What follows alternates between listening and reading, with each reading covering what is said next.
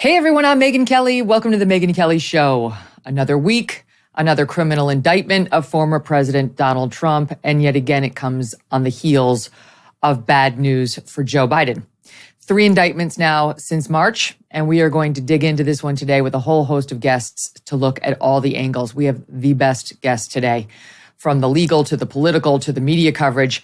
Plus, we are going to take a trip down memory lane to see how the media covered the fake electors idea back in 2016 when Hillary Clinton lost. It's absolutely incredible, and we've got the receipts. Later today, I'm going to want to hear from you. So I hope you listen to the show, and I hope you're fired up to call in, because I would love to get some callers on at the end of the show today with how you are reacting and feeling in the wake of yet another indictment against the GOP frontrunner for the Republican nomination. But we begin today with one of the people I turn to whenever there are big legal stories, and that is Andy McCarthy of National Review. He's a former assistant U.S. attorney. He's a best-selling author. He's got his own podcast, which doesn't come out nearly often enough, but usually on Fridays. And he's with us now on what really is a historic day. Hey, subscribe to the show on YouTube and follow me on Facebook, Instagram, and Twitter. This summer, big box retailers are seeking a massive big government handout from Congress, paid for by consumers, smaller financial institutions, community banks, and local credit unions. That's according to the Electronics Payment Coalition, a sponsor of today's episode. It's called the Credit Card Competition Act, aka the Big Box Bill. Mega retailers are in favor of it, but the Electronics Payment Coalition is not. They say this big box bill would actually transfer billions from consumers to retailers through eliminating popular credit card rewards programs, weakening cybersecurity protections, and reducing overall access to credit for people who need it most. You can visit stopthebigboxbaitandSwitch.com to learn more. That's stopthebigboxbaitandSwitch.com. The link is in the description. Learn more, and if you want to help them, tell your legislator to stand up to the retail giants and to support consumers and small businesses. Andy, great to have you back. How you doing? Megyn, it's a pleasure. I'm doing great, and I'm even greater now. I'm like, thank God for you, because you knew this was coming for a long, long time, and you've been preparing people like me who listen to you avidly for what to expect, and you nailed it. Your overall thoughts from what I've read seem to be, this is a political hit job. This is not a legal masterpiece, as some on the left are describing it. But you tell me, how do you see what Jack Smith filed with this grand jury last night? It's kind of law tucked into a political sandwich on two ends. You know, on the one end, what's really happening here is they are masquerading an impeachment proceeding, which is a political proceeding, as a criminal justice process. And it doesn't really work because it's just the criminal process, for a lot of reasons we can talk about, is just not an apt substitute for the impeachment process. And then on the other end, Megyn, I think what they're doing is, and this is blatantly political, they're going to try to push this to trial in the run-up to the 2024 election.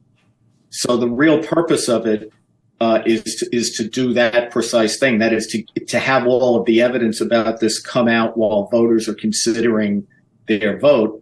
And insidiously on that score, I think the most egregious part of the indictment, and there's a lot that's really not good in this, but the worst part is toward the end of the narrative section. I think it's around page 39 of this 45-page screed. He talks about, Smith alleges this business about how Trump exploited the violence of the Capitol riot. This is under circumstances where he hasn't charged him with the Capitol riot, nor could he, because they don't have enough evidence to tie Trump to the violence of the day, which is why the Justice Department, in prosecuting, is it 1,100 people, or at least over 1,000 people? They've never accused Trump of that. They've never labeled Trump an unindicted co-conspirator, and they've actually fought back against defendants who tried to shift blame to Trump for their own behavior. And yet Smith has put that in, and that's obviously his marker in the indictment, so he can argue to this judge that he should get the Capitol riot evidence into this trial, even though he's not charged Trump with it, even though it doesn't advance the proof of the things he actually has charged. And the whole obvious point of it to me is to get that in front of the voters right before the election.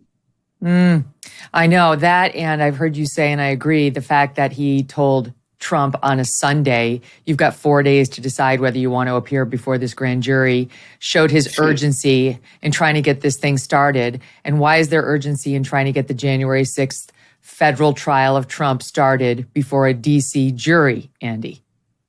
Yeah, well, obviously to get it in front of them before the election, because he thinks he'll not only get the proof out, he'll get a conviction from that jury. I do think, though, Megyn, he's probably been too clever by half, because even if he has an Obama judge who may be like the worst draw that he could have gotten from the which is the District case of Columbia. Yep, she's not going to be a Trump fan.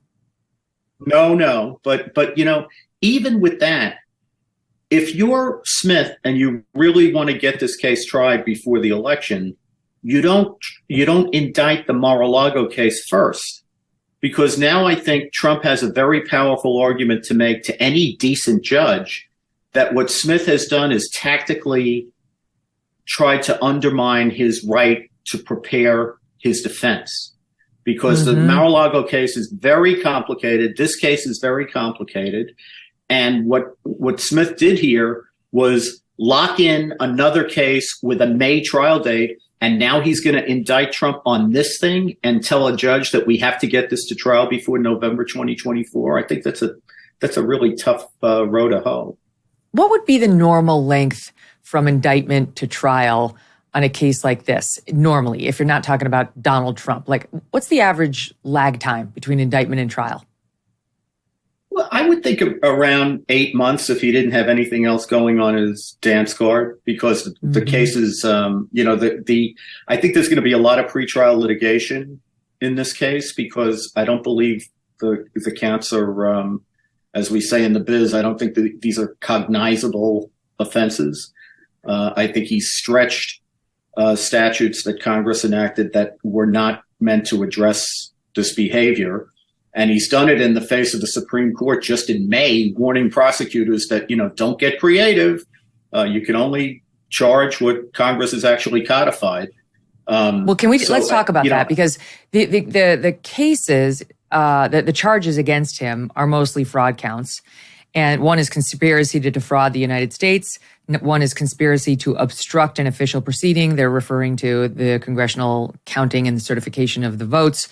One is obstruction of and attempting to obstruct an official proceeding, and one is conspiracy against rights. That's a post-Civil War statute that is meant to stop people who are trying to make it impossible, in this case, for blacks to get to the polling station and so on. He's trying to say that Trump violated that by trying to disenfranchise voters and getting things changed. But at the heart of the case is this allegation that Trump defrauded people. It was a conspiracy to defraud. And the three specific criminal conspiracies that Trump allegedly perpetrated, as outlined in the indictment, are as follows: a conspiracy to defraud the U.S. by using dishonesty, fraud, and deceit to impair, obstruct, and or defeat the federal government's function, meaning the certification of the vote. They're talking about what happened on January 6th, trying to prevent that from happening. Number two is a conspiracy to corruptly obstruct and impede the January 6th congressional proceeding. They spell it out more specifically about that day. The other one could encompass his attempts prior to that day to stop the vote. And then a conspiracy against the right to vote or have one's vote counted, which is what I just said. So they do have to talk about Trump's state of mind and whether he believed genuinely that he won that election. They are positing he knew he lost, and therefore it was dishonest and fraudulent for him to run around telling everybody he didn't lose and that they should behave accordingly. That's a high bar, Andy. Yeah, it sure is. And I think it goes to what's a pretty interesting legal question. and would be very interesting even if it wasn't so politically fraught, which is what really is intent and proof of intent in a criminal proceeding. Because, you prove intent by objective evidence, generally speaking, meaning, most people, you deduce that what they meant by what they did. And it's not all that often that you get, there's a lot of criminal cases where the defendant doesn't testify and you don't get actual direct testimony about what was running through the person's mind. What they're going to say here is that there were a number of reliable people who at least the prosecutor thinks were reliable and the January 6th committee thought were reliable. Of course, the question in a criminal case is what the defendant thought. But they have a lot of people like, Bill Barr and some people in the intelligence community, some other people who were around Trump and in the know, who told him that there was not material fraud that could have overturned the election. And I think what Trump is going to come back and say is he was hearing a lot of other things from a lot of other people. He says, in fact, that he intends to relitigate whether there actually was fraud. I think, Megyn, frankly, by the end of this, if Smith actually does get this to trial, Trump's going to talk about this on the campaign trail so much that by the end of this exercise, there will be more people in the United States who believe the election was stolen than currently there are. I agree. I think that'll be the upshot of it. Jack Smith's examples of how he knows Trump knew that he lost the election. Page 7, Trump knew that these representations were false, are as follows. The vice president told the defendant he'd seen no evidence of outcome determinative fraud. The senior leaders of justice, appointed by defendant, told the defendant on multiple occasions that various allegations of fraud were unsupported. The director of national intelligence disabused the defendant of the notion that its findings regarding foreign interference would change the outcome of the election. The Department of Homeland Security, Cybersecurity and Infrastructure Security Agency, or CISA, put out a statement that there was no evidence any voting system had been compromised. Okay, that's fine. So what they're basically saying is you had to believe them. You must have believed them, as opposed to the reality, which we know anecdotally, which is Trump more than likely did not believe any of those people. It appeared to us all that he believed Rudy Giuliani and Sidney Powell, his lawyers, who were telling him they had fraudulent examples, be it at voting stations or at Dominion voting machines, and that they were going to release the Kraken, and that's what Trump wanted to hear, wanted to believe. So, we're now at the point where you have to believe certain officials over other officials, including your own lawyers, or you're a criminal? Yeah, well, I love the way you frame that, because as you were saying that, I'm thinking philosophically, and you could see where this would be just up somebody like Jack Smith's alley. But what we're talking about is, do you believe the elected official who the public actually elected to vote, or do you believe the administrative state? And as far as a lot of people in this construct are concerned, if the administrative state has spoken, nobody gets to countermand that, even the elected official. But that's an interesting point for a political science class. But this is a criminal trial, so what matters is what Trump's state of mind was. I think he's going to have a very hard time proving that Trump believed or didn't believe what he was saying.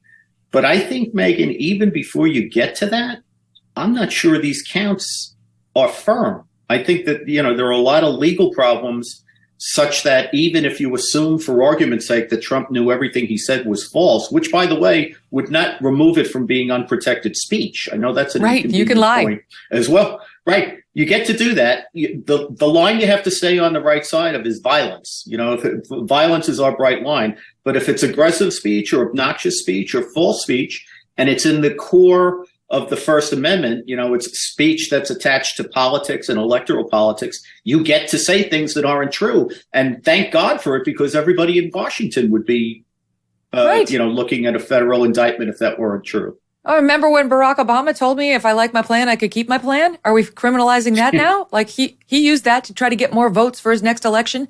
No, we don't criminalize political lies, to your point, even if it is a lie. And he's not going to be able to prove it was a lie, though it does. I do wonder whether he's got to prove it was a knowing lie or whether it was just a reckless disregard of the facts. Because if it's a defamation case, you can prove reckless disregard. I don't know in a criminal fraud case that you could get away with that, as opposed to just proving he truly knew what he was saying was false. I'm not sure, but that'll all be litigated. But the thing is, whatever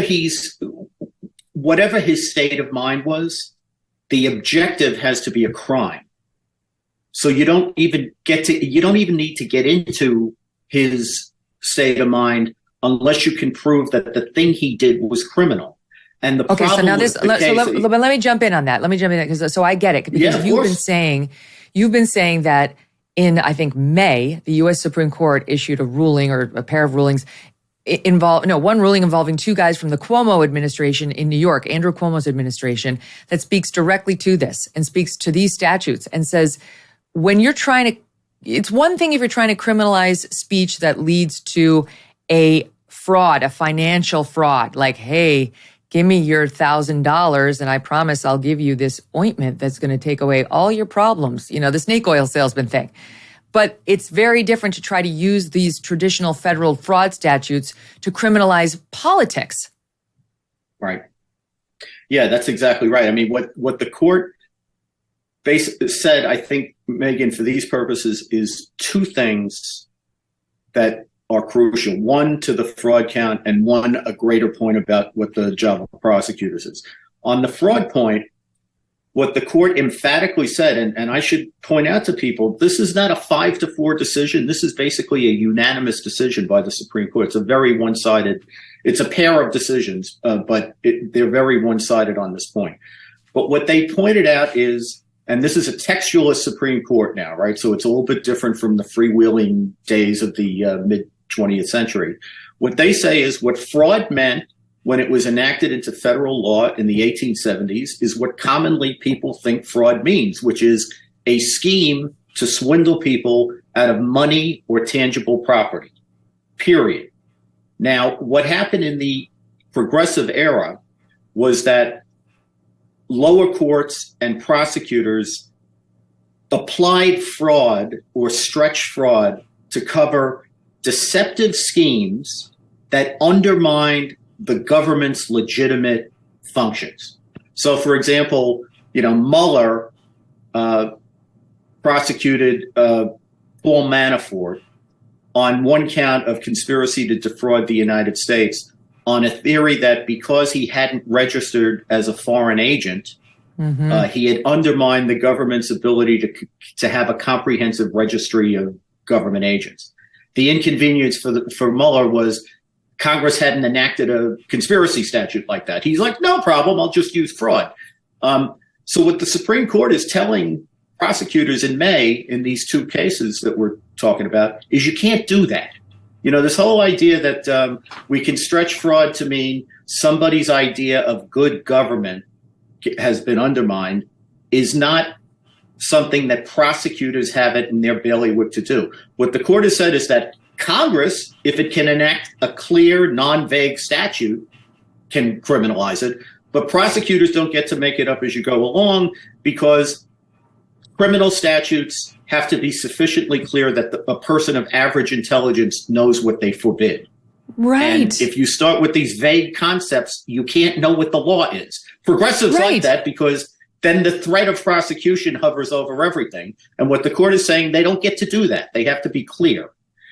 Here you had Donald Trump getting the advice of counsel. You can say what you want about the counsel, but getting the advice from Giuliani and who was then Sidney Powell, a respected Third Circuit appellate attorney who had a very good winning record, telling him, not to mention the John Eastman letter, telling him, this is all available to you. This is the way we can challenge it. This is the fraud that we see. These are the legal claims that we have and that we still think are viable.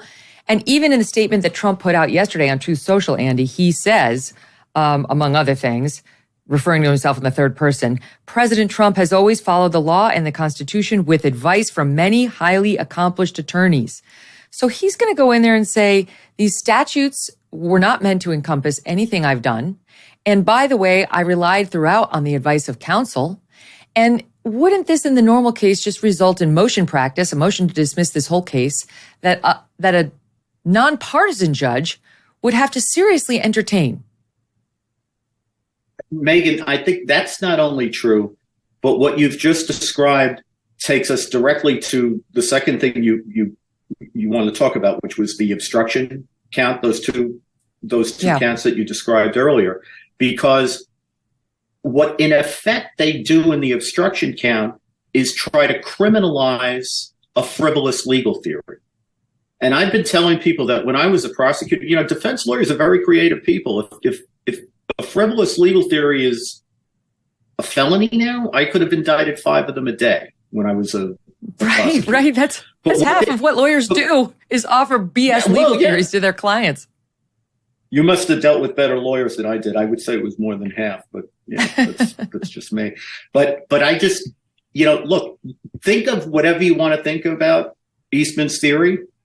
I've always thought it was cockamamie, this idea that like the vice president can invalidate votes. On the other hand, when John explains it, it's like one of these things where, he's sufficiently persuasive that it's like a 5-part theory. And you hear the first part, you go, yeah, okay. And the second part, yeah. And by the end of the rainbow, like the vice president is canceling out the election. So somewhere along the line, it was fakakta. But in any event, our legal system has never criminalized bad legal theories. And I think it's just as dangerous, if not more dangerous, to start doing that now than it is to screw around with political speech, which they do elsewhere in this indictment, because people's ability to defend themselves when they're accused of things, whether it's criminally or civilly, depend on lawyers understanding that they're allowed to make fringy and creative legal arguments, which every now and then turn out to have persuasive force.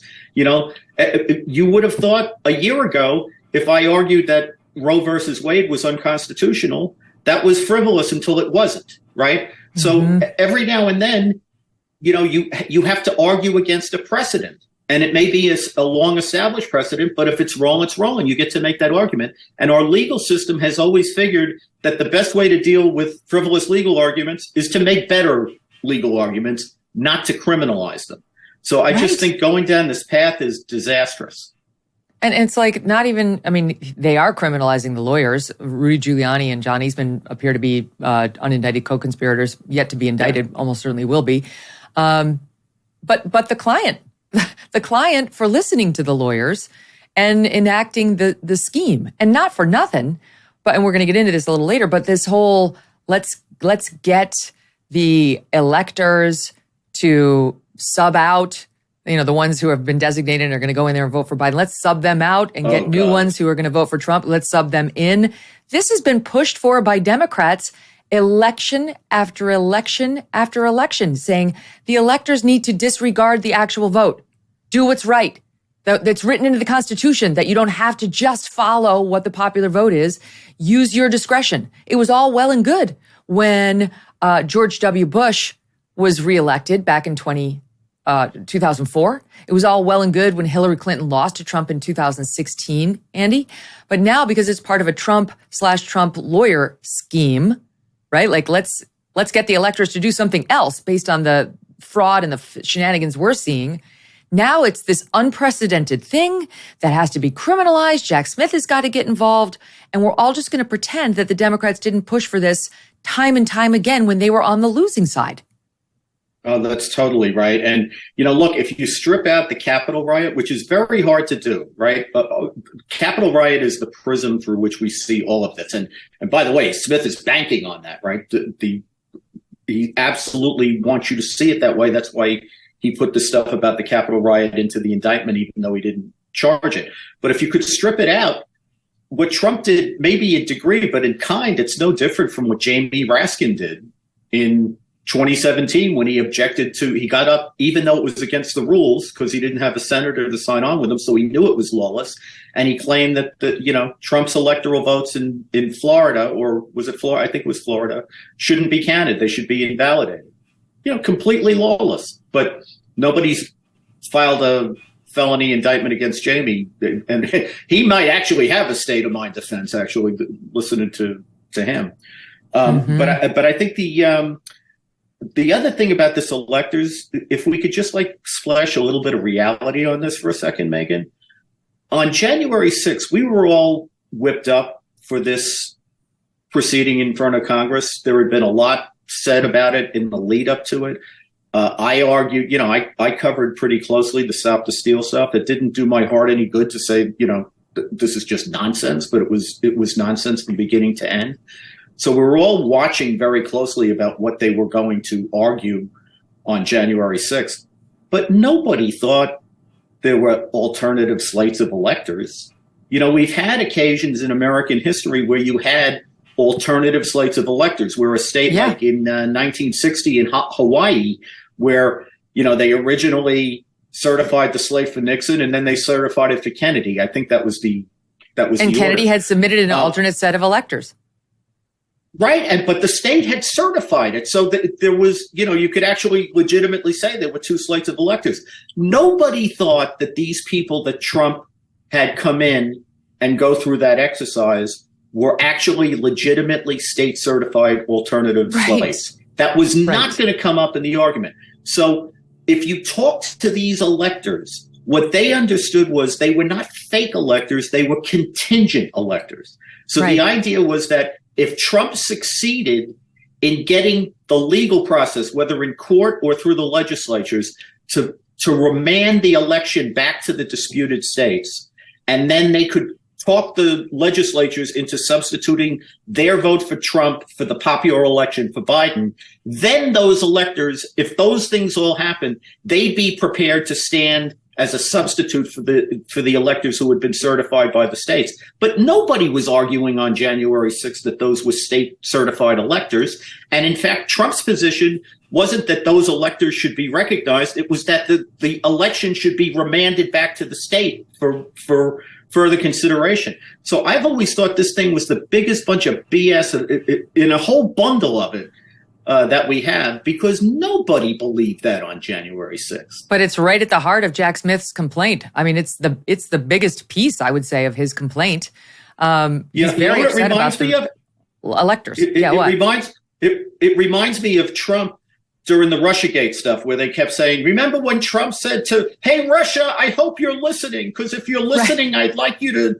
I mean, at that point in time, the FBI had Hillary's server for a couple of years. The thing was offline. There was no way it could have been hacked, but they put it in every indictment, like Trump tried to direct Putin to hack and I'm sitting there thinking, I covered Russiagate pretty carefully there. I thought it was Putin who was giving Trump directions. You guys, I can't even keep up with what goes on here. Who's the puppet? Who's the puppeteer? All right, last question, because I got to go. So this judge is going to hate Trump, and she's not going to dismiss this case on the papers, I think, and I think you agree. So then it's going to go up to the D.C. Circuit Court of Appeals, which is a respected court, but I don't know that I like his chances there much better. And then it's going to go up to the U.S. Supreme Court, where he's going to have a much better chance of finding a reasonable panel. So how do you think this ends? That the judge says the case stands, the D.C. Circuit says we affirm that, and the Supreme Court says these are bogus charges. They're done. There will be no trial of Donald Trump on any of this. Yeah, I'd be interested to know what you think on this. What I've been straining my brain to figure out is there a way he can get this up to the appellate courts prior to trial? And I haven't come up with it yet. It's easy to come up with that with Mar-a-Lago because that's all controlled by the Classified Information Procedures Act, which actually has provisions in it for appeal. This doesn't. So you run into the normal presumption that the case has to be tried before the district court to completion before it goes up on appeal. And I think Trump really needs to be able to appeal prior to trial. The dynamic, Megyn, if this is as political as I think it is, it could very well be that Jack Smith basically said, I'm going to file these charges no matter how infirm they may be. I'm going to get a DC jury. I'm going to get them convicted, and then I'll dare the Supreme Court to reverse it. Mm-hmm. And that would only happen. That may be what he's up to. If they can't get an expedited hearing, that happens 2-3 years down the line. We're post November 2024, so the whole thing is worked. the way they intend. Right. Andy McCarthy, you're brilliant. Thank you so much for everything you write and say. Follow him. Go listen to his podcast. Listen to him at National Review. Read Andy at National Review. You'll be a lot smarter, and you'll thank him and me for referring you. Thank you, my friend. Thanks, Megyn. You're the best. Thank you. All right, up next, our Trump indictment legal dream team is back to break this new one down, and we will play you a little soundbite of these lefties before and after on this issue of the alternate electors. Summer is about enjoying the great outdoors. It's also a time for water fun. How nice would it be for you and your family to enjoy a swim spa in your own backyard? Putting in a pool can be overwhelming, not to mention super expensive, and a lot of yards would not be ideal for one. But a swim spa is the perfect alternative. A Michael Phelps swim spa by Master Spas will transform your backyard into a year-round oasis. You can swim, relax, and exercise all in one. Not only does a Michael Phelps swim spa by Master Spas provide fun for your family and your friends, but it's also a great way to stay active, improve your fitness, and de-stress after a long day. Michael Phelps swim spas by Master Spas have a water current, so you can swim in place and do your favorite aquatic exercises. They come in a variety of sizes to complement almost any yard, even a teeny tiny one. Installation can take less than a day, and since it's heated, you can use it year-round in any climate. Michael Phelps swim spas are 100% made in the USA by Master Spas, the world's largest swim spa manufacturer. Go to masterspas.com, put in the promo code MK, and that will save you $1,000 on a Michael Phelps swim spa or $500 on a Master Spas hot tub. That's masterspas.com, promo code MK. Welcome back to the Megyn Kelly Show. Another indictment, another chance to hear from our lawyers on both sides who've been following this case very closely. Mike Davis is the founder and president of the Article 3 Project, which defends constitutionalist judges and the rule of law. Also with us, Dave Aronberg. He's the state attorney for Palm Beach County, Florida, where Mar-a-Lago is located. Guys, so great to have you back. Just a little walk down memory lane on these whole quote-unquote fake electors or alternate electors. We talked about it the last time. This is really at the heart of this indictment, that Trump had this whole scheme. He was going to have these, quote, fake electors put in there, and he tried to convince others to go along with it. I'll just give you a little sampling. Let's take a look at Chris Hayes and Michael Moore back in 2016 after Donald Trump won.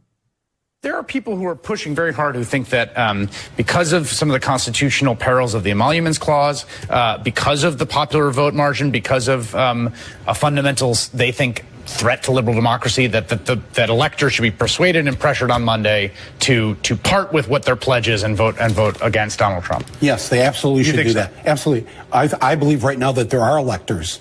They only need 38 of them who have a conscience or who are worried about a man who won't attend the daily security briefings, who we now know Russia was trying to help get elected. Just a little sampling more of the celebrities who chimed in on it in SOT 7. Republican members of the Electoral College, this message is for you. The Electoral College was created specifically to prevent an unfit candidate from becoming president. There are 538 members of the Electoral College. You and just 36 other conscientious Republican electors can make a difference. I'm not asking you to vote for Hillary Clinton. I'm not asking you to vote for Hillary Clinton. I'm not asking you to vote for Hillary Clinton. As you know, the Constitution gives electors the right to vote for any eligible person. Any eligible person, no matter which party they belong to. But it should certainly be someone you consider especially competent. By voting your conscience, you and other brave Republican electors can give the House of Representatives the option to select a qualified candidate. What is evident is that Donald Trump lacks more than the qualifications to be president. He lacks the necessary stability. And clearly the respect for the Constitution of our great nation. You have position, the authority, and the opportunity to go down in the books as an American hero. Weird, Mike Davis. I don't remember anybody trying to indict them or anyone around them like Hillary, who contested those results. It used to be all the rage to try to sub out an elector or get an elector to switch his vote, notwithstanding what the popular vote was. Yeah, that's exactly right. It's only illegal to object to elections in third world Marxist hellholes. Otherwise, Democrats would be imprisoned for objecting to Republican presidential wins in 1968, 2000, 2004, and 2016. This is a very laughably stupid case by Jack Smith. It's almost certainly going to get overturned by the Supreme Court, like Jack Smith was overturned unanimously when he brought a bogus corruption case against another potential Republican presidential candidate, Bob McDonnell, back in 2016, but the damage was already done. They eliminated Bob McDonnell as a potential presidential candidate. I think they're trying to run the same play here. They don't care if the Supreme Court ultimately reverses this bogus conviction. They want to take out President Trump for November 5th, 2024.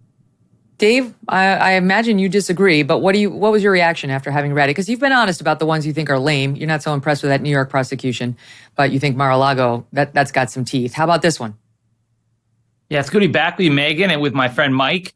I think this one is important because we all saw this unfold live on TV and it involves the peaceful transfer of power. But I think as far as the strength of the case, I'd rank it third out of the four behind Mar-a-Lago documents, which to me is a lock-solid case. The second, I would say we haven't seen yet, but I'm predicting it's going to be the Fulton County case because you have Trump on tape. That's going to be a very strong case under state law. But this one has some issues in that it does give Trump some defenses. And by the way, if I can I respond to the clips you showed from Martin Sheen and all those liberals? Please. Yeah. You were showing, Megyn, the faithless elector issue, where you have people who are voted in as electors and they are pressured to vote against the person who won the state. Do you know that's actually happened about 165 times as of 2020? I looked it up. And as of 2020, 33 states and the District of Columbia have laws that require electors to vote for the candidates for whom they pledge to vote. So it is not unheard of, and it is not illegal unless you violate state law with enforcement. So this is different. When you're talking about the fake electors here, you're talking about something that is illegal because they are claiming to be the real electors. It is not illegal to be an alternate elector, to say, in case the real electors aren't counted, here's an alternate slate. That's what happened in Pennsylvania, and I believe in New Mexico, and that's why charges will not be brought in those states. But in a state like Michigan, for example, where they said, we met on this date in the state capitol, lie. We are the official electors, lie. Here is the state seal. Well, that's a forgery because you can't be sending that to the Congress to pretend that you're the real deal. That's the crime. Go ahead, Mike. What do you make of that? In order to show fraud, you have to show that you've intentionally made a false representation that someone else relied upon to their detriment. And no one was duped here. Everyone knows that these electors were not fake electors. They were alternative electors that Trump was going to have go to the Electoral College if his claims won in court through the legal process. And so this idea that no one knew what was going on and just random people showed up on January 6th and, apparently tied up the real electors and put them in the trunk. Like, who are you? That's not what happened here. Right. That's not what happened. What about that, Dave? Because it's not like anybody got confused when Michigan cast its electoral votes on January 6th. That didn't happen. Everybody understood exactly who the real electors were, and the vote went off as scheduled. Well, it was part of the whole scheme to have two sets of electors only in those 7 swing states, although New Mexico really wasn't a swing state. But in the states where they wanted to overturn the election, they sent them up to Mike Pence. And the goal was to have Mike Pence look at both and say, there's a dispute, send this back to the states. And so that's part of the scheme. And so when Jack Smith says— fraud? How is that fraud? It's only fraud if Donald Trump did not believe in any way, shape, or form that he actually could prove fraud in those states. And that goes back to the discussion I had with Andy, talking about how is he going to prove that Trump did not believe that he actually won the case, Dave, or won the election? Right. Well, first, it is a conspiracy to obstruct the counting of the votes. When you're trying to tell Mike Pence not to count the votes, to send it back to the states, that's a crime. In fact, how is it a crime if you genuinely believe that there was fraud in these states and that this is going to be a travesty of justice for this fraudulent vote to be counted? I agree with you. It didn't pan out. There was no proof that any level of fraud would have changed the electoral votes. But we're talking about what's in his head. Okay, well, two ways to establish what's in the defendant's head. It's what he says and what he's told. And in this case, he was told by all these Republican officials, his own attorney general. We went through that. We went through that with Andy, but he was also Right. told by Giuliani and Powell and Eastman that this was three respected lawyers, that this is a legitimate avenue for contesting the results. Eastman, that was the first, he was told by Powell and Team Crazy and Giuliani. And I think that's part of Jack Smith's case. You were told by legitimate people and you were told by kooks. But bullshit, but he can't. He's not going to make that. He's not going to make that. Those were Trump's lawyers. You can't. What's he going to say? Trump should have known that they were nutcases, that they were wrong? Well, in that case, they're going to use Trump's own words. In the indictment, it says that Trump said that Sidney Powell was crazy. So he knew. So that's part of it. Eastman, though, in the meetings did not say that this is an established legal theory. He admitted that this would get thrown out by the courts. And at best, he said that it's untested. So in that sense, that's the best they could do. But also, I personally don't think, Megyn, that you even have to prove that Donald Trump knew the election was legit, because there is a process to go through. If you think the election was stolen, you go to the courts, you ask for recounts, you ask for audits, all those things happen. But what you can't do is establish fake electors. You can't go rally your troops or your foot soldiers to go to the Capitol and then go to the Capitol and pressure Mike Pence. You can't call up local officials and say, find the 11,780 votes. Mike, you tell me why can't you pressure Mike Pence? What pressure means is your words. You basically said the wrong things to Mike Pence. Why is that illegal? And if you can't propose an alternate set of electors, how did Kennedy get away with doing that back in 1916? I realize it worked out in his favor then, but he didn't know that when he was filing it. If that's illegal, if that's criminal, how did he get away with it? It's not illegal. It's allowed by the Electoral Count Act of 1887. Twisting arms politically is allowed by the First Amendment. It doesn't need to be pretty or respectable. The First Amendment protects a lot of speech and a lot of conduct, including conduct that many people might seem unseemly, right? And the political process is ugly at times. It doesn't mean that you're a felon because you twisted arms politically. Mm-hmm. So that's the thing. I mean, I'll just go through some of what Jack Smith is saying he actually did. Hold on. These are the 5 acts that equal his unlawful conspiracy. 1, he pushed state electors to change their votes and put in illegitimate electors. Number 2, we just discussed that. Number 2, recruited fake electors. That's the different side of the same coin. Number 3, he used the DOJ, or at least tried to fuel his lies. He went to I think it was the deputy AG, and tried to convince him to write threatening letters to certain states about, we're seeing all sorts of fraud. You shouldn't certify these results. That's kind of an interesting one to me. Number 4, you pressured Pence. That's free speech, if you ask me. Number 5, you exploited. Oh, this is where he tries to get January 6th riot into it. You exploited the disruption caused by the Jan 6 riot to convince members of Congress to further delay the certification. Andy explained how number 5 is really just an excuse to try to get in all the riot footage and the riot facts, because that's an emotional appeal. But 1 and 2 are the electors. 4 is pressuring Pence. That's free speech. So let's talk about number 3, using the DOJ, trying to use the power of the Justice Department to fuel election conspiracy lies. Mike, what's that one about? That's an interesting question. You can have the Justice Department, the Civil Rights Division of the Justice Department, investigate election irregularities around the country.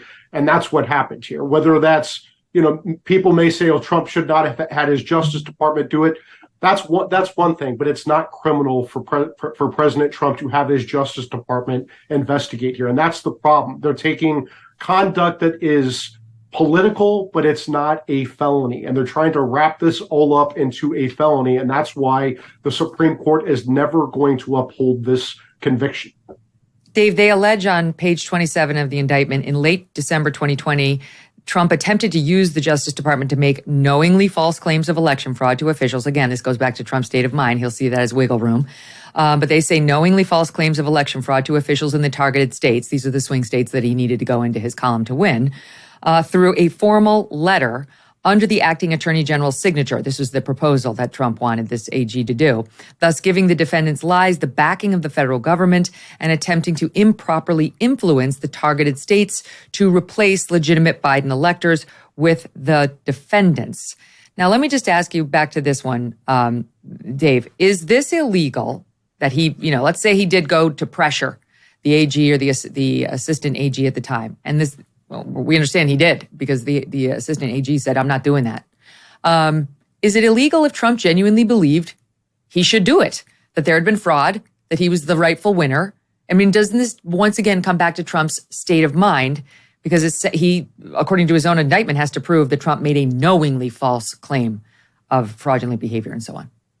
Yeah, Megyn, I think the problem for Trump is a statement in the indictment that says, hey, just say there was fraud and leave the rest to me and the congressional Republicans.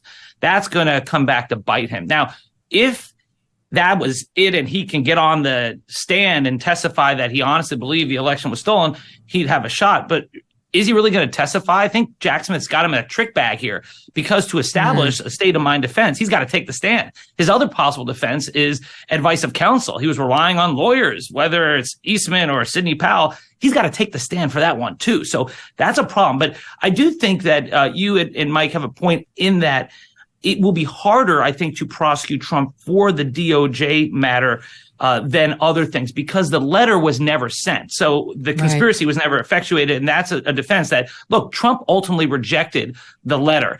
I think Jeff Clark is toast. I mean, he's the one who drafted the letter. He put lies in there. He's ready to go. Jeff Clark is the low-level environmental lawyer in there who was elevated by Trump because he went to Trump behind the backs of his superiors to say, hey, name me. Yeah, DOJ, name me acting AG, and I will send this letter to the states saying you got to redo it because there's fraud in the election. And so his superiors found out about it and said, stop going around our backs, stop talking to the boss. And hey, yeah, right. And we're not about to be fired by an underling. That's actually in the indictment. From the environmental group. In fact, he's Eric now Hirschman unindicted. Eric Hirschman said, hey, you know what? Go back to where you belong. And if there's an oil spill, we'll call you. So he's now unindicted co-conspirator number 4. Just as a quick FYI, are these unindicted co-conspirators like Giuliani, Powell, Clark, and others, Eastman, we don't know who the last one is, are they going to be indicted co-conspirators soon, do we think, Dave? Yes, I think they will all be indicted. The reason why Jack Smith didn't indict him now is that he wants this thing expedited. He knows that if they added the other 6, it would slow things down. He wants this case tried before the election. My big question is, Megyn, and to Mike, I don't know who conspirator number 6 is. On my Twitter page, I asked the folks to say, who is it? Because I still don't know whether it's Roger Stone or Steve Bannon or even Boris Epshteyn. I don't know. Yeah, I don't know either. And I mean, we'll find out. But Mike, the other thing that the left is loving about the indictment is there's an allegation for the first time, I think this is new, that Trump said to Pence, and very clearly Pence cooperated with this indictment and with Jack Smith. That's, if one thing's obvious from this indictment, it's that. He makes a hero out of Mike Smith in these papers. That Trump allegedly said to Mike Pence, you're too honest. You're too honest to the vice president. I don't know. What do you make of that statement? I think that Jack Smith is, it shows that Jack Smith's indictment is very political. He's trying to divide and conquer the Republican Party here. He's meddling in the Republican presidential primary. He's meddling in the general election. And let me just jump in and defend Jeff Clark really quickly here. He was the assistant attorney general in charge of a litigating division at the Justice Department, a Senate confirmed official, a very senior official. And, he works for the attorney general. He also works for the president of the United States. And so as a lawyer working for the president of the United States, if he asks you to look into a legal matter, you do it. And that's what you're supposed to do as a political appointee and an attorney. And I would say that any allegation that Jeff Clark did anything illegal here it's not going to bear fruit when this trial's over. Well, it's pretty extraordinary to see we've got now 4 lawyers who are about to be indicted, 4 lawyers who, as Andy was pointing out, came up with novel legal theories and, even fringy legal theories. But we're all in a lot of trouble, guys, if the lawyers get indicted now for fringy legal theories to try to get around, the thorny issues that they're trying to navigate for the first time. I mean, it's just, the whole thing makes me very uncomfortable. I mean, certainly the indicting a former president and the leading GOP contender, but all of his lawyers who are trying to find novel ways, forward for the guy, that's a political matter. That's for us to say, Trump behaved badly. The lawyers suck. I'm definitely not going to hire Sidney Powell. But is this really a matter for a jury, and what a jury it's going to be? It's not going to be a Trump-loving one. Mike and Dave stay with me for just a bit more after this break. We'll squeeze one in and then come right back. And don't forget, Julie Kelly's coming up too. She's like, there's nobody better on January 6th issues, and she's got a lot of thoughts on this judge. You can find the Megyn Kelly Show live on SiriusXM Triumph channel 111, every weekday at noon East. Full video show at youtube.com/Megyn Kelly, or as a podcast for free wherever you get your podcast. Now that more than 600 shows in our archives, check it out. This summer, big box retailers are seeking a massive big government handout from Congress, paid for by consumers, smaller financial institutions, community banks, and local credit unions. That's according to the Electronics Payment Coalition, a sponsor of today's episode. It's called the Credit Card Competition Act, aka the Big Box Bill. Mega retailers are in favor of it, but the Electronics Payment Coalition is not. They say this big box bill would actually transfer billions from consumers to retailers through eliminating popular credit card rewards programs, weakening cybersecurity protections, and reducing overall access to credit for people who need it most. You can visit stopthebigboxbaitandSwitch.com to learn more. That's stopthebigboxbaitandSwitch.com. The link is in the description. Learn more, and if you want to help them, tell your legislator to stand up to the retail giants and to support consumers and small businesses. Welcome back to the Megyn Kelly Show. Still with me, Dave Aronberg and Mike Davis. Let's hear from Jack Smith and a bit of what he sounded like yesterday in his brief statement announcing the indictment. The attack on our nation's capital on January 6th, 2021 was an unprecedented assault on the seat of American democracy. As described in the indictment, it was fueled by lies. Lies by the defendant targeted at obstructing a bedrock function of the U.S. government, the nation's process of collecting, counting, and certifying the results of the presidential election. Since the attack on our Capitol, the Department of Justice has remained committed to ensuring accountability for those criminally responsible for what happened that day. This case is brought consistent with that commitment, and our investigation of other individuals continues. In this case, my office will seek a speedy trial. I must emphasize that the indictment is only an allegation and that the defendant must be presumed innocent until proven guilty. Mike, what did you make of the full statement from Jack Smith and his push for, quote, a speedy trial? I didn't see that full statement in the indictment. What Jack Smith is trying to do is take a protest that was permitted by the National Park Service on January 6th. It got out of control. It turned into a riot. And Jack Smith is trying to turn that into some grand conspiracy that he's put in this indictment that is not going to hold up in court. And the fact that Jack Smith waited 31 months and Merrick Garland waited 31 months to bring these charges, and now all of a sudden they want a speedy trial before the November 2024 election, shows what this is all about, which is election interference. Dave, he tries to get January 6th in this indictment so that he can show the videotapes and he can blame the riot on Trump. And this is what he says about it. Only really the final few pages of the indictment are even about January 6th. And he writes, beginning at 11:56 a.m. that day, the defendant made multiple knowing false statements integral to his criminal plans to defeat the federal government function, obstruct the certification, and interfere with others' right to vote and have their votes counted. The defendant repeated false claims of election fraud. He's talking about his speech. He repeated false claims of election fraud. How is it unlawful for Trump to say what he wants to the crowd of people that was out there? He gave false hope, Dave, that the vice president might change the election outcome. What the hell are we criminalizing here? And directed the crowd in front of him to go to the Capitol as a means to obstruct the certification. He did nothing of the sort. He did not say that. I mean, he's taken some real liberties here, Jack Smith, and I would argue undermining his credibility with this paragraph. What do you think? Well, I think it's important to know he did not charge insurrection or incitement of a riot or seditious conspiracy, because that would really run into serious First Amendment issues. And I think he knew it would be very difficult to prove that. But you can still charge under obstruction of an official proceeding because hundreds of the actual rioters were charged with that. So what Jack Smith is doing is saying, hey, if in fact, over 1,000 people have been charged and hundreds of them have been charged with obstruction, then the leaders can be charged too. You don't have to be in the Capitol that day. And I agree with you that his words are, well, that's not true. If Trump said, you go over to that Capitol and you stop that certification right now, you go in there and you make sure that doesn't happen, you were good. But what he actually said in that speech does not get to Trump directed it. Trump, where's the line? Directed the crowd to go to the Capitol as a means to obstruct the certification and pressure. Like that's too much of a reach. Megyn, it's more than his words at the rally. Jack Smith quotes him in the White House refusing to call off the dogs, saying, and there's some new information there we weren't aware of before, where he looked in glee with this, like he was approving of this and refused to do his duty to say, hey guys, leave, stop doing this. It's a political matter, Dave. That's a political matter. He sat there. He did nothing. Why would you put him back in the Oval Office, members of the American electorate? It was criminal for you to sit there and watch this? That's not a crime.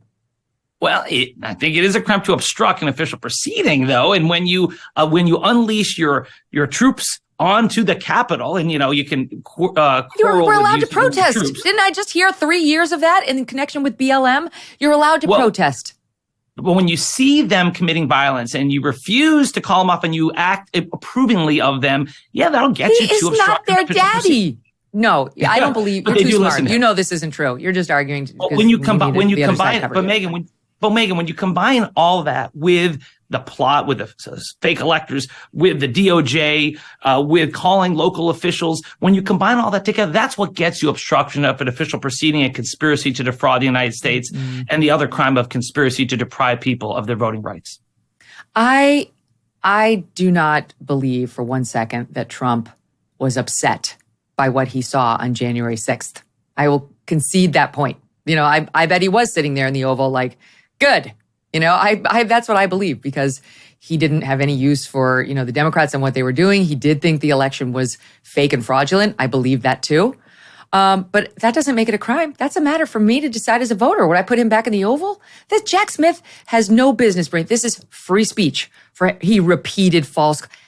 Can you defend he gave false hope that the vice president might change the election outcome? Can you actually defend that as a crime? Well, I'm not going to talk about the specific false hope because I'm with you. Because I don't can't. think that is. Well, I don't think that's that gets you there. But I think the other stuff does. I do think. Plus the fact that after he reacted with glee that the Capitol's being taken over and the proceedings were delayed, he then worked the phones, he and his folks, to try to change the vote, taking advantage of the delay. When you instigate the delay, when you approve of the delay, and when you take advantage of the delay, you can be charged with the delay, obstruction of an official proceeding. This thing is going to fall apart. What do you make of that theory that this judge, Obama-appointed judge, is not going to kick it on the papers? They'll try, get a motion to dismiss this thing. She won't grant it. And then it would go up to the D.C. Circuit Court of Appeals. And I don't know how they'll rule, but then it will wind up before a conservative-leaning U.S. Supreme Court. And it's not just leaning, it's 6-3. So how do you like Trump's chances once it goes up in terms of motion practice to get the whole thing kicked? So far, Trump has failed on everything before the Supreme Court, whether it's to shield his taxes, whether it's to shield the documents of the January 6th committee. And I don't. Can I just say, Dave, I agree with that, but I think the courts had a legitimate. I mean, I think they decided those correctly, but this is a different story. These are tenuous legal claims, and I think they're probably going to decide this correctly too, and say this is a bridge too far. Well, when it comes to obstruction of an official proceeding, the courts have recognized you can charge the rioters with that. So that's why I think the Supreme Court's going to say, yeah, you don't have to actually be there, especially because people who weren't there have been charged with that crime. The Proud Boys and Oath Keepers who weren't at the Capitol have been charged with that crime and found guilty. So I don't see the Supreme Court overruling a court's decision to charge Trump with that crime. And as far as conspiracy to defraud the United States, I heard the conversation you had with Andy McCarthy.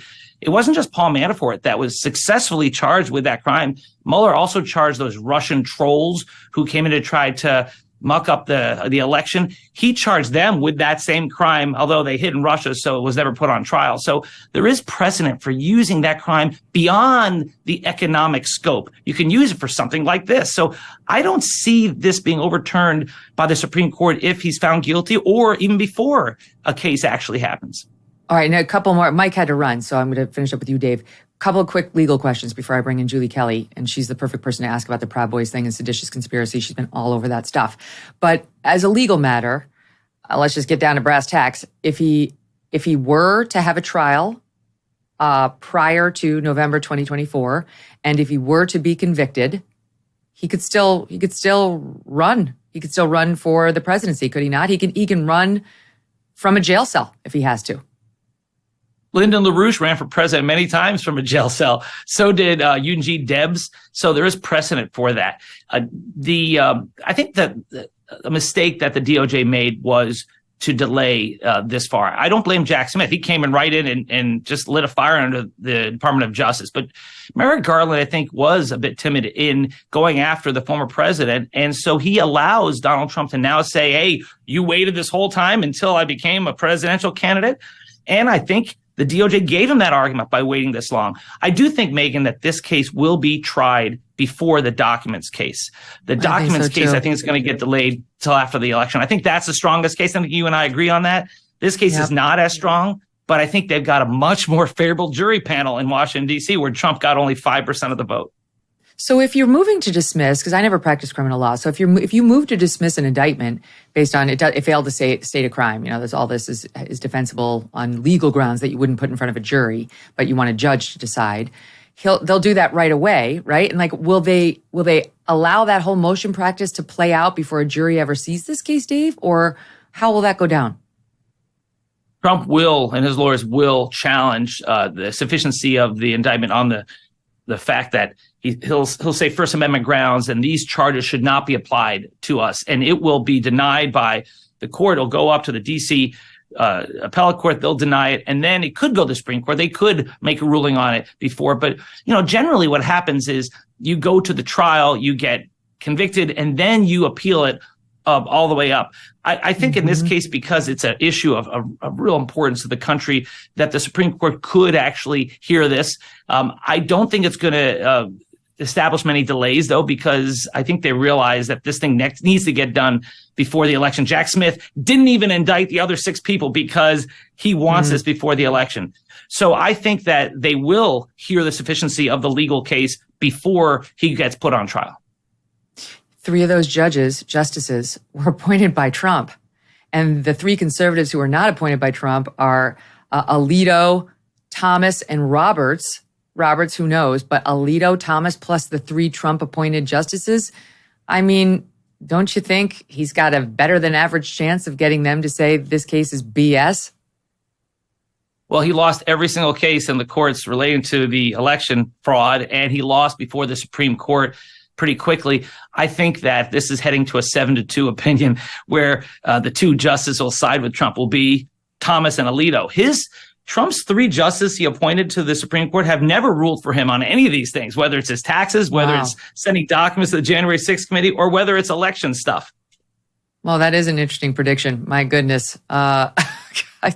Okay. So is there, and just final thing, if he's convicted, I agree with you, this case is going to get tried before the Mar-a-Lago documents case, and it's probably going to happen before November 2024.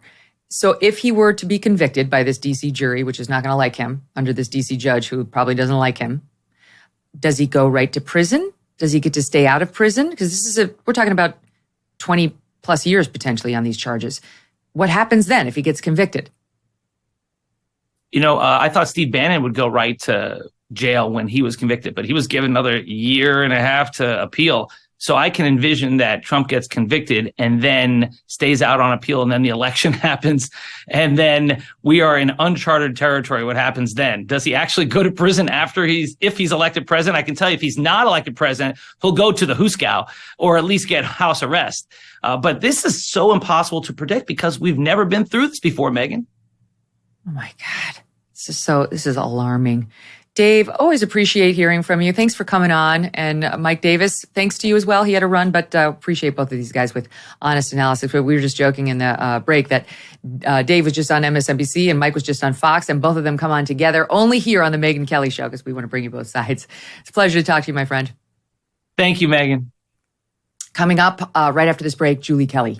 And then later, I would love to hear from all of you. What do you make of what's happening today? I mean, how do you feel about the third indictment of President Trump, and will it stop you from voting for him as the Republican nominee?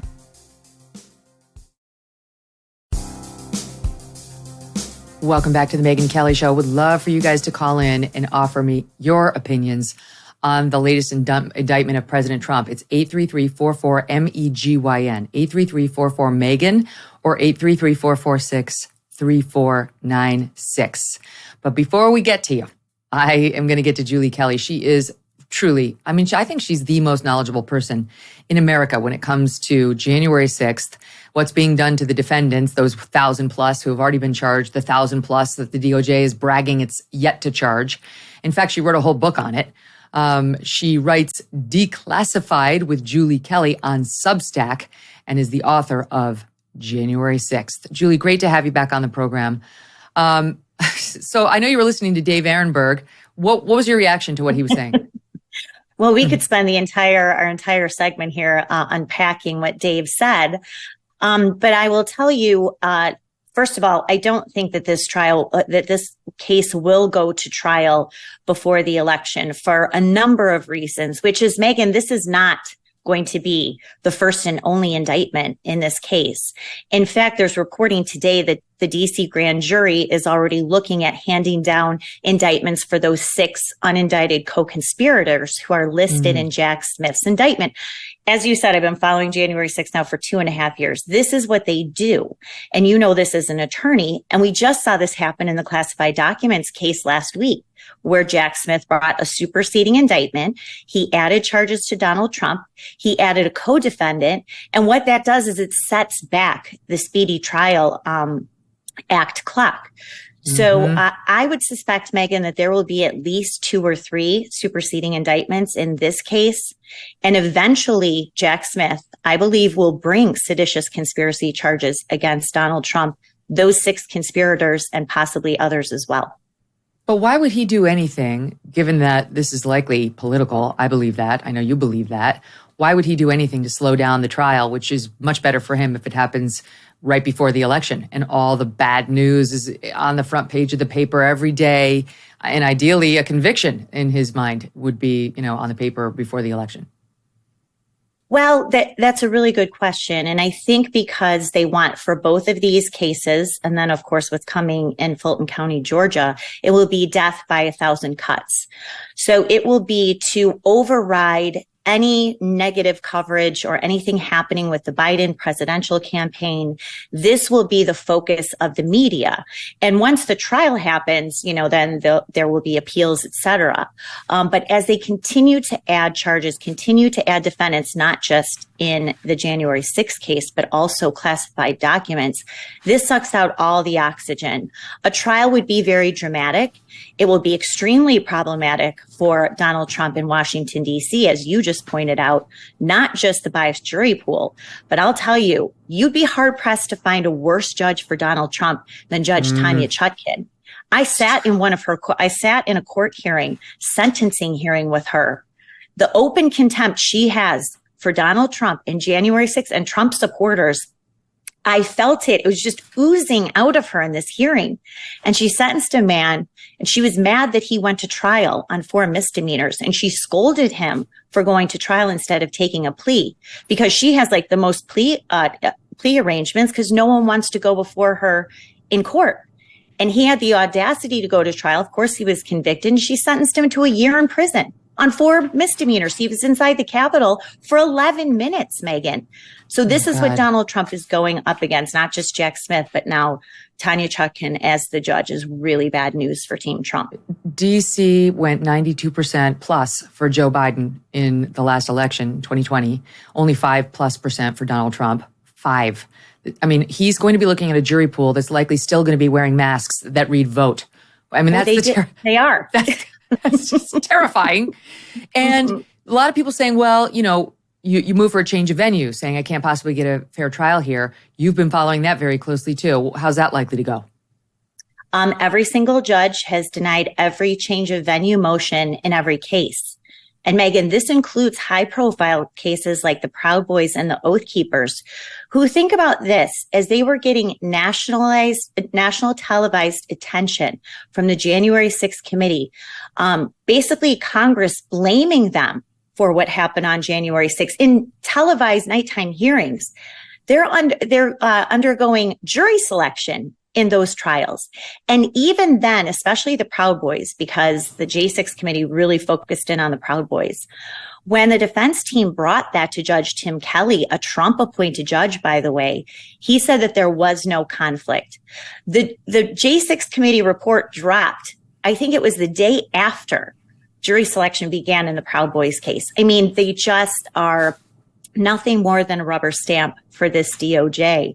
And so that's why it'll be interesting to see how this proceeds. Of course, he will file a change of venue motion. He might have a stronger case. She will deny it, of course.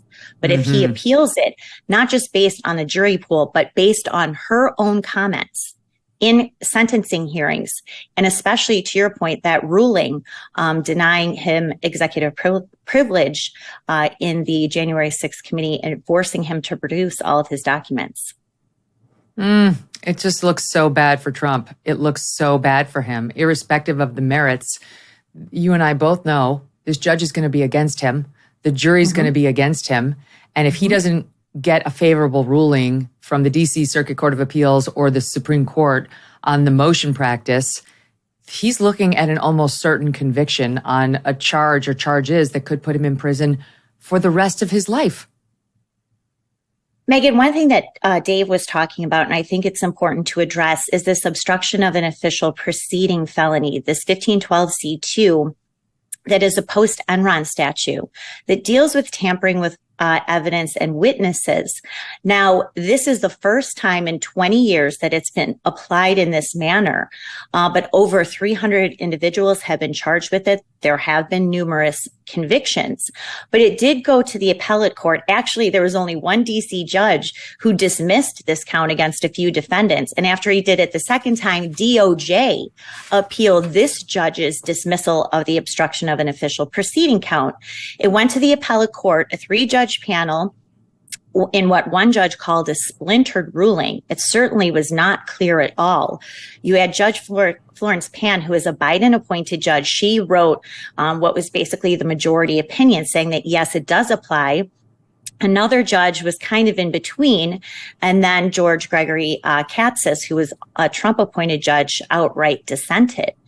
The full appellate court refused to hold another hearing, and now 2 counsels for defendants, J6 defendants, have filed a petition before the Supreme Court to look at this. So this important charge, obstruction, which has nothing to do with interrupting a congressional proceeding. I mean, Megyn, that's sort of, what people view it as a right, as long as it's not done violently. A lot of people were charged after Congress adjourned their joint session that day anyway.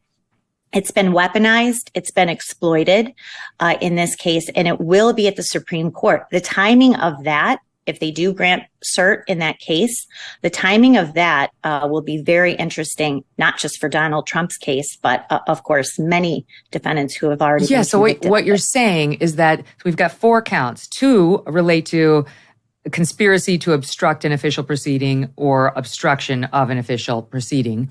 And so what you're saying is right now, some of the existing J6 defendants have an appeal they're asking the Supreme Court to hear that could rule that this statute, 18 U.S.C. Section 1512, it does not apply to the behaviors of January 6th, that you cannot use that statute to criminalize what we watched on January 6th. And so the Supreme Court could get out of issuing for or against Donald Trump in the Big Magilla case by deciding something that goes in favor of the J6 defendants' arguments in this other case that isn't getting anywhere near as much attention. That's exactly right. So that's sort of the backdrop. In fact, one of the appellate attorneys, defense attorneys, Nick Smith, filed a lengthy petition just yesterday on the docket. I read it. So I read it. Actually, is interesting. Yeah, I did think that was interesting and you've been calling attention to 1512C. And so I looked it up, and that led me down a rabbit hole, which brought me to his brief. So that's two of the four. The fourth of the four is a conspiracy against rights, this post, Reconstruction statute trying to say if you're depriving Black people of their rights to vote, you're going to get in trouble. I think that's a legal stretch. And then the first one is really the one I was talking to Andy McCarthy about at the top of the show, conspiracy to defraud the U.S. And Andy's pointing out there was a ruling in May in a pair of cases that went up to SCOTUS in which involving Andrew Cuomo minions, where they said you can't just criminalize bad politics and political dumb decisions. Fraud means money. Whose money did you steal through false pretenses? Not what Jack Smith is alleging here. Do you agree with that based on what you've seen? Yes, absolutely. Of course. And if you go through this indictment, first of all, this indictment, Megyn, is largely a cut and paste job from the January 6th Select Committee. What have we been paying almost more than $1 million a month to Jack Smith? What has he been doing? I mean, I could have written that indictment and just cribbed what out of this 837-page document that Adam Schiff and Liz Cheney put together. So it's sort of laughable on its face. But to think that this all it then results in this criminal for perpetrating a fraud on the American people is just beyond a stretch. But unfortunately, Megyn, as you know, we've discussed and you cover my work, it doesn't matter. I have sat through these trials. I see what these judges allow and don't allow a jury to hear. I see how these prosecutors can just come up with anything, not just to conceal evidence, but made up evidence in group chats or stupid memes that they posted on social media. This is what qualifies for evidence before these DC juries. So unfortunately, Jack Smith has a very low burden of proof before these juries, and especially, as I said, before Judge Chutkan. They're going to do what he wants them to do. He may have looked a little wobbly and nervous in that statement he made because he's not exactly a public speaker, but when he gets in front of a jury, that's his home turf. And he will come alive in a compelling way. And he goes in there with the air of authority and the imprimatur of the state, the federal government. And the feds don't normally bring any case unless they know it's a lock legally. That's, one of the advantages he has on his side here. I wanted to say this because we've been looking at the timeline. Donald Trump Jr. tweeted this out, and he's not wrong. I don't know that Jack Smith is this reactionary. I mean, I think he's been on course to bring these charges for a long time. But tell me what you think of this. It's been circulating on Twitter. It was shared by Jr. June 7th, the FBI releases that document to Congress allowing Congress to see that 1023 form alleging that the Bidens took a $10 million bribe from Burisma. The very next day, Jack Smith indicted Trump in the Mar-a-Lago case. July 26th, Hunter Biden goes into court and rejects that sweetheart plea deal after it fell apart after the DOJ tried to give him blanket immunity from all future prosecutions. The very next day, Jack Smith added new charges against Trump in the Mar-a-Lago case. July 31st, Hunter Biden's former business partner testifies to Congress that Joe Biden was in on over 20 calls with his son's business partners and that Burisma execs pressured them to fire the prosecutor, which Joe Biden then did. The very next day, Jack Smith indicts Trump again, this time for January 6th. When you see it laid out like that, Julie, it's pretty chilling. Well, this sort of goes back to what I was saying, Megyn, about Jack Smith not wanting these to go to trial before the election, because this is the perfect foil for any bad news coming out of not just the Biden campaign, but Democrats in general. I mean, this is going to be the squirrel, the pivot for the next, 14 or 15 months. And so this is a very useful tool. Let's keep in mind who Jack Smith is also. He worked at DOJ for years. He worked alongside Lisa Monaco for at least 2.5 years when Jack Smith was head of the Public Integrity Unit and Lisa Monaco was an assistant attorney general. They were together at Maine Justice for 2.5 years. Well, who's Lisa Monaco? She is now the deputy attorney general. She's the one who really launched both of these investigations into Donald Trump, which were then taken over by Jack Smith in November as special counsel. So he has a long history tied to, he worked in Obama's DOJ from August of 2010 until February of 2015. So he is not some independent prosecutor, Megyn, as you know, who was just plucked out of, the middle of the hinterlands to take over this case. He is a political figure. He understands exactly what his mission is. And it's, to your point, what you just said and what Don Jr. just posted. It is to use this as a foil, as a ruse, as a diversion for all of the bad news that will be coming out about the Biden family crime racket. And I mean, realistically, this is going to dominate the news for the next year and a half at least. It's going to. And Trump can't really spend too much time getting his message out on how he's going to make America great again. Never mind the other Republican candidates, I'll just give you one example. Yesterday I was about to do a hit and we were going to talk about DeSantis and the interview that I did with him last Friday, the news that was made. Of course, that got all thrown out the window. Right? Trump just got indicted a third time, and this time it's the big Megillah January 6th that the Democrats have been salivating over. We didn't talk about DeSantis. It's just impossible for these other candidates to get any airtime. And that's, I think, also part of the Democrats' plan. They know very well, you tell me what you think, but they know very well Trump's numbers keep going up as they indict him more. They've seen that. They're not dumb. You can say a lot of things about them, but that they're dumb is not one of them. They like that. They're planning on driving his numbers up in the primary process. They believe he's beatable. They believe he's the only one, I think, that they can beat. They may or may not be right, but I'm talking about what they think. They think get him across the line with the GOP nomination process, and then we'll crush him in the general because all these trials are going to be happening. Right. That could be part of their calculus. I think that I know a lot of people believe that. I haven't really thought about it that much. But, this is going to be not just the top story in the general, but to your point, the primary as well. But for Republican voters, how the candidates, the primary Republican presidential candidates respond is going to be very important. And you already see blowback from some of the tepid responses that we saw yesterday from Governor DeSantis, Mike Pence basically endorsing this indictment. Yes. So it won't just be, sucking the air out of other candidates trying to get their message across. This will be the clarifying issue between Donald Trump and all of these candidates, how they respond, what their plan is, how they react to all of this news, death by 1,000 cuts, as I said, not necessarily death, just 1,000 cuts, will be very illuminating to Republican voters. It's such a no-brainer. You don't have to endorse anything Trump did around January 6th in order to say this is a BS legal prosecution. As I was saying to my earlier guest, this is a political matter. It's for you to decide as a voter, Julie, for me to decide as a voter. Do I think that this is a deal breaker between me and Donald Trump, or don't I? This is not criminal. It is lawfare that they're using against him, same as you've seen done against so many of these J6 defendants who, okay, yes, some of them broke the law and should be held accountable, but the sentences, as you point out with this judge, she's on her own imposing longer sentences than even the prosecution wanted in these cases, which nobody else would be going to jail for if it didn't involve the January 6th set of facts. That's right. And another article that I have on my Substack that people should read and prepare for.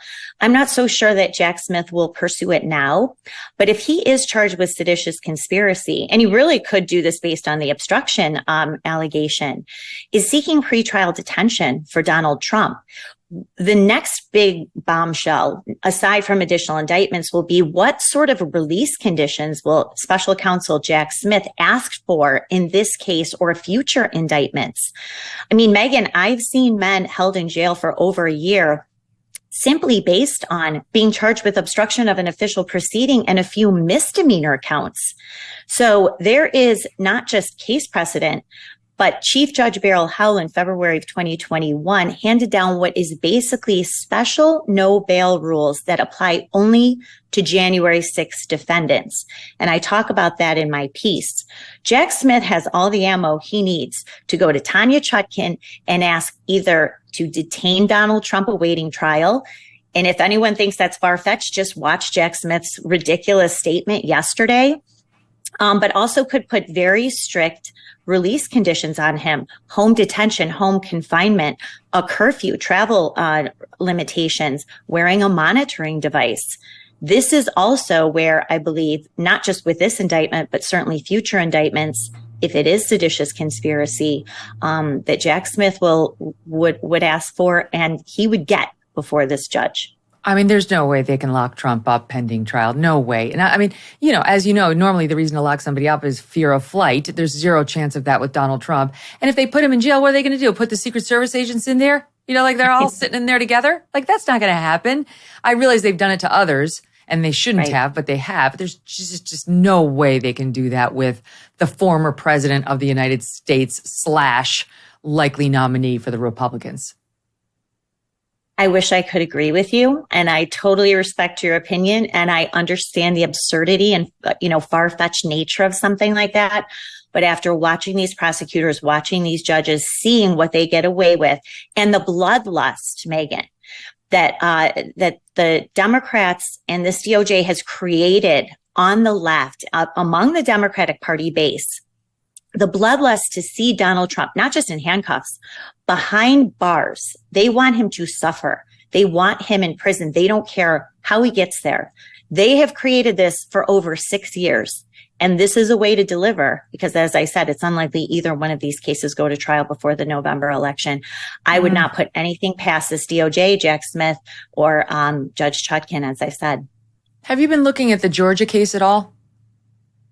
You know, I'm trying to, so I don't know the details. It does look like it relates to the fake electors scheme, which was a big part, of course, of Jack Smith's indictment.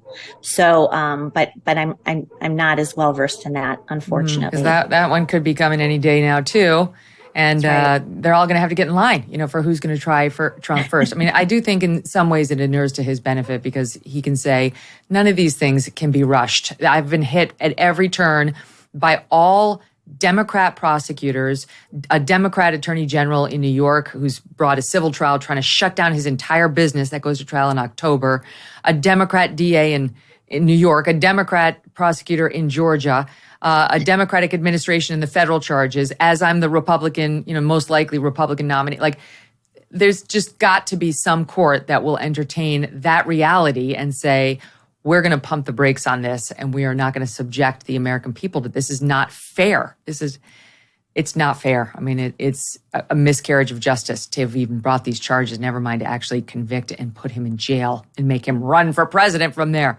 Julie Kelly, thank you for all the great work you've been doing. It's not just on Trump. If you really want to know what's happening with the J6 defendants, and you should, because, man, you want to talk about two systems of justice. Some of these people did next to nothing, and have had the full book thrown at them. She's been chronicling it all. Great to see you again. Thanks so much for having me on, Megyn. Okay, folks, and now it's your turn. I would love to hear what you think about this third Donald Trump indictment.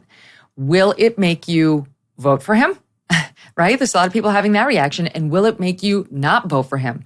Is it just too much baggage now? And, you know, the country's got to be saved. And, you know, if he's got too much baggage around his neck, do you have to look at somebody else? Tell me. And I'd also love to hear your thoughts on my big Ron DeSantis interview last week. Many of you saw it and wrote in, but we're going to pick it up again tomorrow. You can email me in the meantime at Megyn, Megyn, at megynkelly.com.